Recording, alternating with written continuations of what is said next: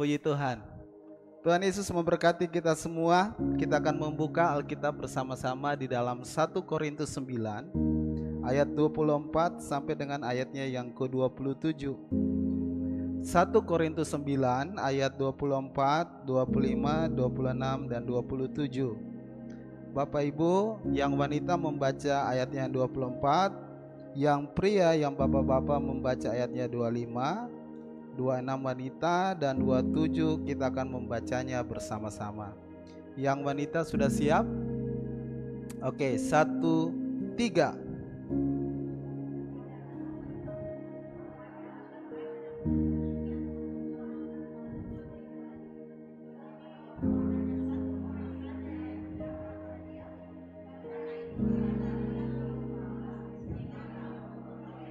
Yang pria, tiap-tiap orang yang turut mengambil bagian dalam pertandingan menguasai dirinya dalam segala hal.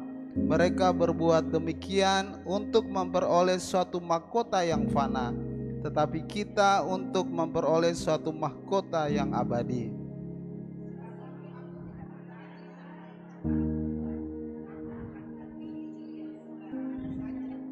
Tujuh sama-sama. Tetapi aku melatih tubuhku dan menguasainya seluruhnya, supaya sesudah memberitakan Injil kepada orang lain, jangan aku sendiri ditolak. Katakan amin. Haleluya. Firman Tuhan yang datang buat kita siang hari ini saya beri judul Menang dalam Perlombaan Kehidupan Bersama dengan Tuhan. Amin. Hidup ini adalah suatu perlombaan. Hidup ini dalam firman Tuhan yang kita baca suatu pertandingan. Memang waktu kita lahir, kita sudah berjuang dengan kehidupan ini. Kita sudah berjuang dalam menjalani hidup kita. Mungkin ada yang sudah umur 50 tahun ke atas, umur 40 tahun ke atas, umur 30 tahun, 20 tahun, bahkan belasan tahun. Kita semua ketika lahir, kita menjalani suatu proses pertandingan kehidupan. Ada tantangan, ada pergumulan, tapi kita mau berjalan bersama-sama dengan Tuhan. Amin. Nah, kita akan belajar di sini bagaimana kita bisa menang dalam setiap pertandingan kehidupan kita. Menang dalam setiap perjalanan pengiringan kita kepada Tuhan. Ada 4 poin yang akan saya sharingkan kepada kita sekalian. Yang pertama adalah melakukan persiapan yang baik. Katakan kiri kanan, persiapan. Ya, kalau orang mau bertanding, kalau orang mau berlomba, tentu akan melakukan persiapan. Amin. Lomba paduan suara, lomba olahraga, pasti butuh persiapan. Semua yang akan kita lakukan dalam suatu pertandingan atau perlombaan butuh persiapan, butuh latihan. Kalau kita mau menang dalam setiap perlombaan kehidupan kita, kita butuh latihan.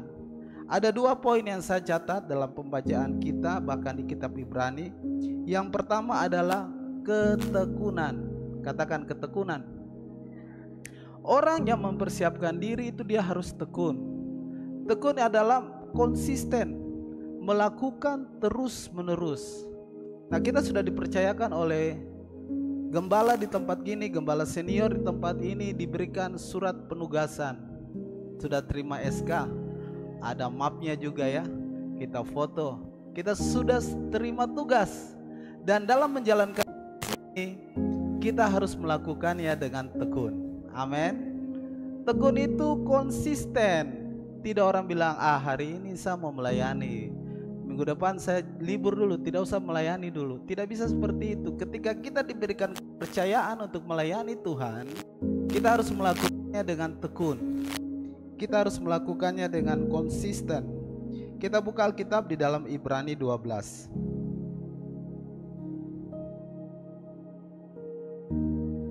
Ibrani 12 ayat yang pertama.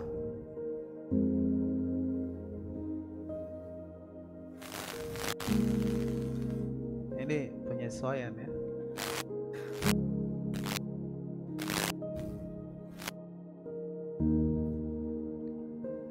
Ibrani 12. Firman Tuhan berkata, karena kita mempunyai banyak saksi bagaikan awan yang mengelilingi kita. Marilah kita menanggalkan semua beban dan dosa yang begitu merintangi kita dan berlomba dengan tekun dalam perlombaan yang diwajibkan kepada kita. Jadi harus tekun, harus melakukannya dengan tekun. Jadi mempersiapkan diri yang pertama adalah tekun. Amin. Yang kedua adalah menguasai diri. Katakan kuasai diri. Kita bisa baca di dalam 1 Korintus 9 ayatnya yang ke-25. 1 Korintus 9 yang ke-25.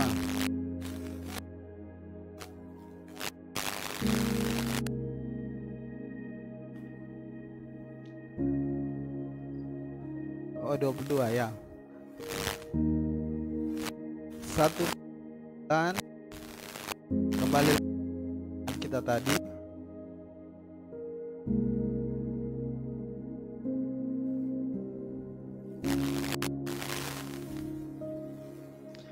Ayatnya 25. Tiap-tiap orang yang turut mengambil bagian dalam pertandingan menguasai dirinya dalam segala hal. Haleluya.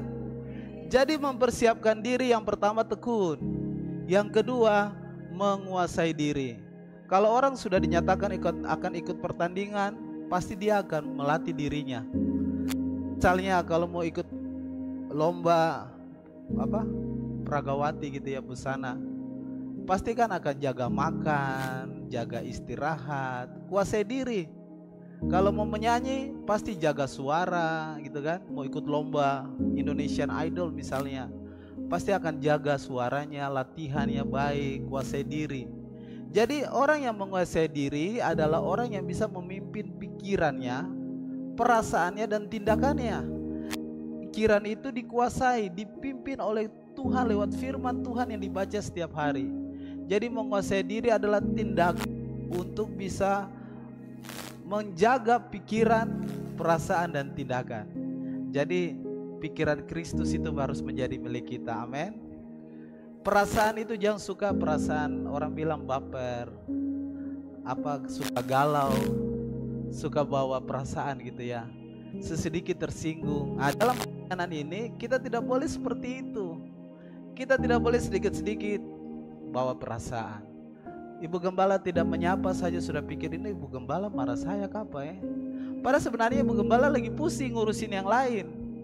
Banyak sekali yang diurusin, bahkan anak-anak juga, anak-anak kecil juga diurusin sama gembala kita. Jadi jangan suka baper. Kalau masuk mungkin Aser lupa salaman. Ini Aser ini kenapa ini pilih-pilih saja? Hanya mau salaman dengan orang-orang kaya misalnya. Kita semua kaya di sini, amin. Tidak ada pilih-pilih. Jadi tidak pakai perasaan. Kalau mau melayani Tuhan harus kuasai diri. Tidak boleh baper. Suami dengan istri juga. Suami sudah pulang capek-capek dari kerja, istri mungkin sibuk memasak. Suami minta, mama tolong bikin teh kah, kopi kah. Mama bilang pasti udah sih. Mama bilang bikin sendiri, ada tangan itu bikin sendiri. Pada bapak pulang kerja capek-capek. Pada mama juga capek, mama juga butuh perhatian. Ya, ibu-ibu ya, amin. Artinya kita harus bisa kuasai diri. Orang yang menguasai diri pasti tindakannya tepat. Orang yang bisa menguasai diri pasti yang dilakukan itu berkenan kepada Tuhan. Amin. Kita sudah terima SK penugasan, jadi kita harus mempersiapkan diri kita lebih baik. Kita harus bertekun dan kita harus menguasai diri kita. Yang mengerti katakan haleluya. Poin yang kedua, untuk menang dalam setiap perlombaan kehidupan adalah fokus pada tujuan. Katakan fokus pada tujuan. 1 Korintus 9 ayat 26. Sebab itu aku tidak berlari tanpa tujuan, dan aku bukan petinju yang memukul. Jadi kita harus fokus pada tujuan. Fokus gereja kita CKF Christ Kingdom Family adalah, yang tahu fokus gereja kita apa? 300 pemimpin, 300 family cell, 3.000 jiwa. Fokus kita jadi jelas. Fokus pada tujuan. Nah, untuk mendapatkan fokus atau tetap fokus pada tujuan, kita melakukan kita yang tertuju kepada Yesus. Amin. Kita baca Alkitab kita di dalam, kembali ke kitab Roma. Kita Ibrani 12. Ibrani 12 ayat yang kedua.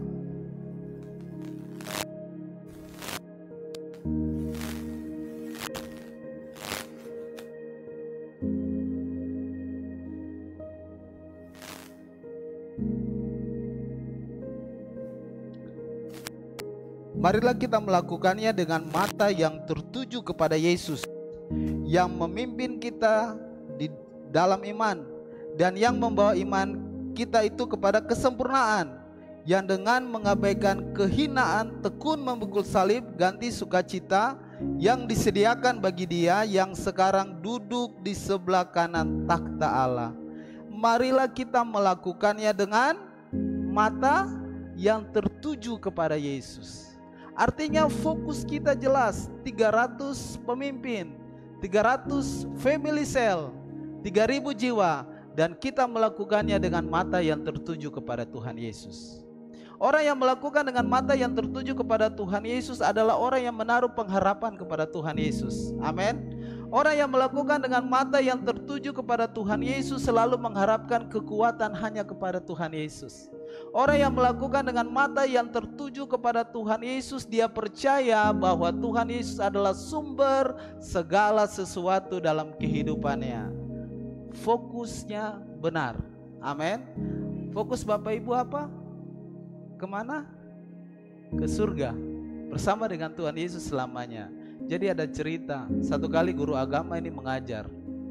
Terus guru agama tanya kepada anak-anak sekolahnya di SD. Ibu guru tanya, kalau sudah besar, kalau nanti Tuhan panggil kita atau kita mati, nanti mau masuk di mana? Terus dia bilang, masuk surga. Guru tanya sekali lagi, kalau sudah besar dan nanti Tuhan panggil pulang, nanti mau masuk kemana? Masuk surga. Ada satu anak, dia tidak jawab, dia diam saja. Terus ibu guru tanya, kita anggap saja namanya Markus ya. Markus, kenapa kau tidak jawab? Ibu guru tanya, nanti kalau mati mau masuk surga. Terus dia bilang, aduh ibu guru, sapu bapak bilang nanti saya masuk polisi, jadi saya tidak mau masuk surga dulu. Jadi anak ini dengar bapaknya bilang nanti kalau sudah besar kok masuk polisi, jangan masuk surga dulu. Amin. Artinya bahwa Tuhan mau agar kita tahu tujuan kita. Tujuan kita adalah bersama-sama dengan Tuhan Yesus dalam kekekalan dengan Dia. Dan dalam pelayanan kehidupan, pelayanan kita di gereja ini, apapun yang kita lakukan tujuannya untuk menerima mahkota yang abadi. Amin. Dari pembacaan kita tadi, yang kedua adalah untuk menang harus tahu tujuan, harus tahu kemana untuk kita bawa. Sekarang sudah banyak FC ya. Peringkat ayah berapa FC? Wih, 5 menyusul 6. Target Bapak Gembala 10 FC. Jadi sudah tercapai ya Bu Game ya. Haleluya. Banyak hal yang Tuhan bisa kerjakan dengan cepat. Jadi ada percepatan di tengah-tengah kita. Saya percaya, saya dulu waktu cerita dengan Pak Gem waktu belum ada Bringkanaya ya, Pak Gem ini bagaimana ini, kita punya perkembangan FC dan lain-lain, Pak Gembala bekerja saja untuk Tuhan, lakukan saja, nanti lumbung ini Tuhan yang isi. Ternyata betul, Bringkanaya ada. Tepuk tangan buat Tuhan Yesus. Tidak pikir-pikir, memang cara Tuhan yang ajaib itu luar biasa. Bahkan mungkin nanti banyak orang-orang yang akan bergabung di tempat ini karena cara Tuhan yang ajaib dan luar biasa. Kita tahu fokus kita. Pikir kalau dengan pikiran manusia ya Bu Gembala ya, 300 pemimpin, 300 family cell, 3.000 jiwa itu, wow, kalau sendiri susah. Tapi bagi Tuhan tidak ada yang mustahil. Ya. Haleluya. Kita sudah ada di tempat yang tepat. Dan kalau kita satu hati, kita bersama-sama, pasti kemuliaan hanya kepada Tuhan Yesus Kristus. Ada satu hal yang mau kita tunjukkan kepada kita semua tentang suatu perumpamaan. Itu terambil dari kitab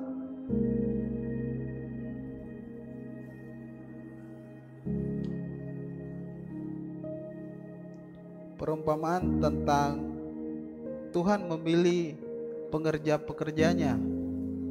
Ada yang dipilih jam 5 pagi dan seterusnya. Bisa dapat ayatnya itu?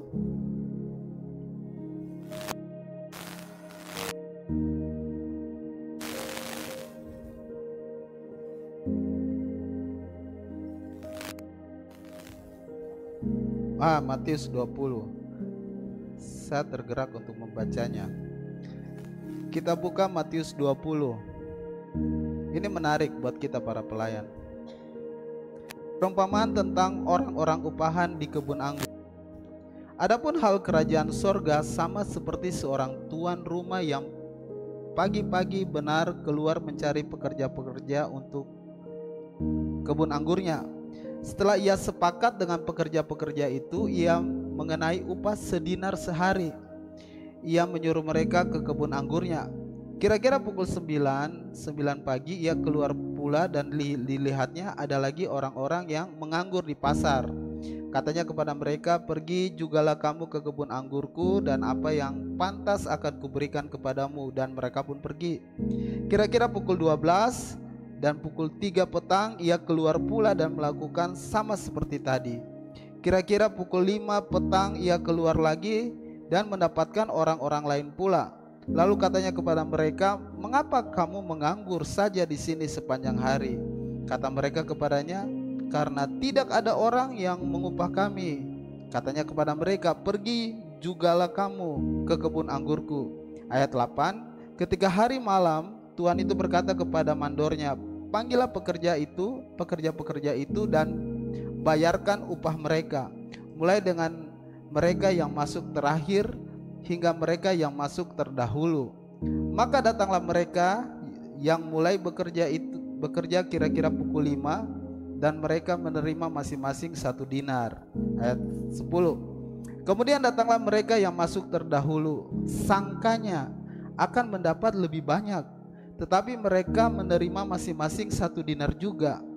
Ketika mereka menerimanya, mereka bersungut-sungut kepada tuan itu. Katanya, "Mereka yang masuk terakhir ini hanya bekerja 1 jam, dan engkau menyamakan mereka dengan kami yang sehari suntuk bekerja berat dan menanggung panas terik matahari." Ayat 13. Tetapi Tuhan itu menjawab seorang dari mereka, "Saudara, aku tidak berlaku tidak adil terhadap engkau. Bukankah kita telah sepakat sedinar sehari?" 14. "Ambillah bagianmu dan pergilah. Aku memberikan kepada orang yang masuk terakhir ini sama seperti kepadamu. Tidakkah aku bebas mempergunakan milikku menurut kehendak hatiku? Atau iri hatikah engkau karena aku murah hati?" Ayat 16. "Demikianlah orang yang terakhir akan menjadi yang terdahulu, dan yang terdahulu akan menjadi yang terakhir." Firman Tuhan pagi hari ini mengingatkan kita semua pelayan-pelayan di tempat ini. Kalau kita mau tetap fokus kepada Tuhan Yesus, jangan lihat orang kiri kanan. Amin. Jangan berpikir begini, saya ini kan sudah senior di gereja ini. Saya ini kan sudah dari awal-awal masih di gereja lama, masih di mall, masih di hotel. Saya ini orang-orang yang pertama-pertama di tempat ini. Lalu kemudian ada orang baru dipercayakan pelayanan yang lebih besar, dahsyat, luar biasa, mulai timbul iri hati. Amin. Pelayan-pelayan di tempat ini harus fokus dengan Tuhan Yesus saja. Tidak usah bilang, "Ini orang baru, kenapa dia sudah bisa khotbah, kenapa dia sudah bisa naik altar, kenapa dia sudah bisa begini, begitu, padahal saya nih dikasih kesempatan saja belum." Haleluya. Kita tidak boleh iri hati. Mau orang yang baru bekerja masuk di jam 5 sore pun dikasih upah yang sama tuannya. Artinya apa? Tuhan mau mengajarkan kita pada siang hari ini agar hati kita benar di hadapan Tuhan. Bukan karena dipercaya atau karena dilihat oleh pemimpin di tempat ini, sama gembala FC, sama seluruh pengerja dan lain-lain, tapi karena kita melakukannya karena kita tahu kita melakukannya untuk Tuhan. Amin. Jadi tidak boleh ada iri hati. Tuhan sudah berikan contoh. Jadi jangan iri dengan orang. Kalau di tetangga mungkin dalam kehidupan hari-hari, kalau tetangga punya mobil baru, tidak usah iri. Amin. Iri hati itu bikin umur pendek. Haleluya. Jadi ada mama satu, dia datang, dia pembapak baru. Dia bilang, "Papa, masa tetangga sudah punya mobil baru ketemu belum punya lagi, masih motor saja." Papa bilang, "Sudah mama, papa pun proyek nanti pica." Baru mama bilang, "Proyek apa yang mau pica?" Mama tinggal pilih, mau pica mata kanan kah, pica mata kiri. Jangan suka iri hati dengan orang, amin. Mau orang itu diberkati lebih, kita bersyukur sama-sama, amin. Mau orang itu promosi di pekerjaan lebih dulu, kita bersyukur sama-sama. Karena Tuhan tidak mau kita menjadi orang yang iri hati. Semua pelayan-pelayan Christ Kingdom Family di tempat ini adalah orang-orang yang tidak iri hati, amin. Ada yang lebih, ada yang kurang, semua sama-sama mengucap syukur kepada Tuhan. Lihat kiri kanan dulu, berikan senyum. Kata bersyukur saja. Amin. Tidak usah iri hati. Haleluya.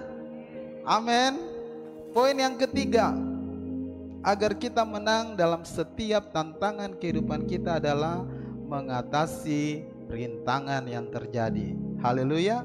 Di dalam Ibrani 12 ayat 1 yang tadi sudah kita baca, karena kita mempunyai banyak saksi bagaikan awan yang mengelilingi kita, marilah kita menanggalkan semua beban dan dosa yang begitu merintangi kita, dan berlomba dengan tekun dalam perlombaan yang diwajibkan buat kita. Jadi Tuhan mengajarkan kita untuk kita menanggalkan semua beban. Apa itu beban? Sesuatu yang membuat kita merasa berat. Tanggung jawab juga itu beban. Tapi kalau kita melakukannya bersama dengan Tuhan Yesus, beban itu akan menjadi ringan. Amin. Tanggalkan semua beban, masalah-masalah perasaan itu lepaskan. Kita mau masuk pelayanan 2025 ini tidak boleh ada beban perasaan. Tidak boleh ada beban yang menghalangi. Amin. Yang kedua adalah menanggalkan dosa.